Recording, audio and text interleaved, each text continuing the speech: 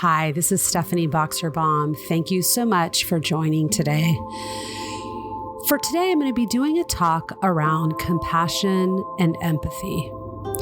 Oftentimes, with self-compassion and empathy, we can get a little bit confused on which one is which and how to kind of think of each of these topics. So for self-compassion, this is a turning inward. So you kind of think of it as you can have compassion for others, right? The way you may treat your friends, the way you may treat other people, just passing you on the street, showing them kindness.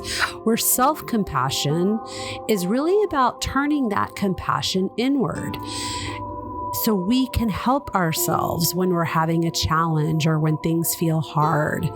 And oftentimes, self-compassion is misunderstood. People can see that as, well, if I'm being kind to myself, then maybe I'm not really just sticking it out and being tough with the situation. And in this kind of practice and in these conversations, my goal is always to offer the invitation, an invitation to treat yourself kindly, because at the end of the day, if we can't show kindness to ourselves, often it can make showing kindness to others a bit more challenging. And it really is that situation where if we can befriend ourselves, we have that much more kindness to show and give to others. Now with empathy is really around kind of putting yourself in the shoes of the other person. So let's say that you have a friend going through a hard time. You almost take on those feelings as if you're going through a hard time too. And when we do this, often it's harder to sort of offer the support because it's almost as if we're going through it too, and then we need to find some support. So when we look at self-compassion and we look at empathy and we look at those two qualities when we're dealing with the times of challenge, self-compassion has a broader perspective. So the three components of self-compassion are kindness, so kindness toward ourselves, mindfulness, which is kind of the awareness of what's actually happening, and common humanity. So I'll share a story. I was making a smoothie and I had to get out to work, and I had the brilliant idea of balancing the smoothie on my computer while also trying to open the door. Because at the time, as all of us know, sometimes we're all rushing around, we're trying to get to where we're going.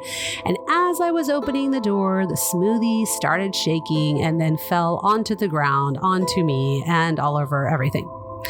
Now, how do we use self-compassion in this moment? So first, it's sort of adding that mindfulness layer. How am I feeling in this moment? What am I aware of? And in that moment, of course, like anyone, I was in sort of disbelief, frustration, annoyed. I couldn't believe I dropped it, right? We kind of all go into those places and spaces in our minds, right? But the other addition to self-compassion is loving kindness and looking at kindness and how we can sort of begin to shift. So you can still have the annoyance, you can still have the frustration, but sort of kind of looking at it as a way of how can I kind of be gentle with myself in this situation? Do I need to be this harsh with myself? And one tool that is often used is imagining if a friend told you this story. Think of how many times you've had a friend where they've done something and they're like, oh, that was so stupid, or I can't believe I did that. And always with a friend, we're so quick, right, to offer support. We're quick to offer generosity and kindness and care to sort of say, it's okay. Don't be so hard on yourself.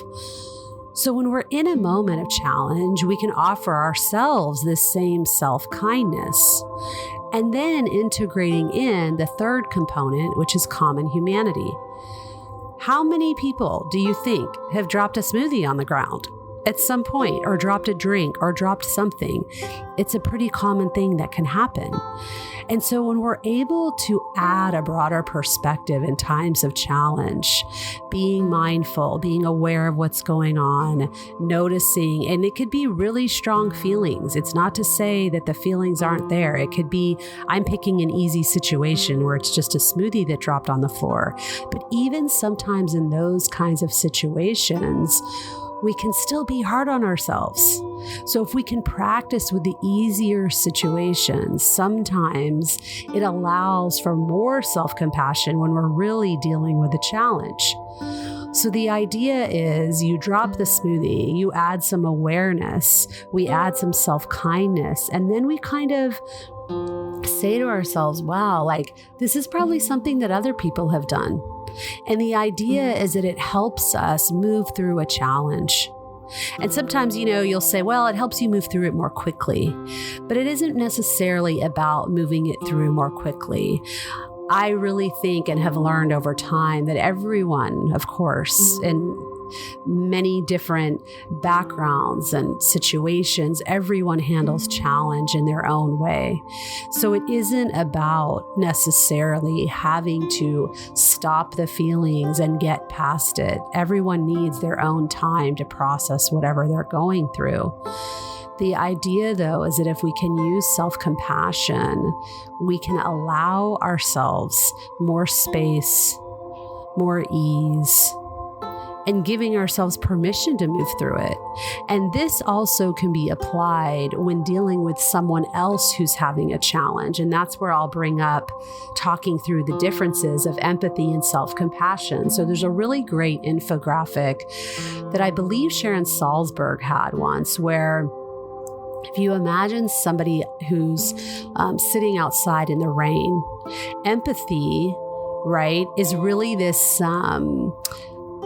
it's almost like you're holding the umbrella over them, but you're not really holding it over yourself, right? Like you're kind of in their shoes, going through it with them, offering support. And sometimes that can really lead to burnout because there's not this enhanced capacity for yourself in the situation. So self-compassion and just compassion toward others is where we really have the umbrella over both people, where how can we both hold space, both hold the feelings, both show sort of awareness and loving kindness and just being with someone. Often we want to really solve someone's issues or solve their problems, give them advice, make it better for them. But self-compassion turned toward a friend really has the capacity to let the person be exactly as they need to be, with ease, with grace, and allowing them to move through it. And not so much taking it on yourself in a way where it then depletes you. So these are just some thoughts to consider around self-compassion, around empathy. If you have any questions, please feel free to reach out, and I'll be sharing more on these topics in the coming weeks. Have a great rest of your day or evening, and I look forward to practicing with you soon.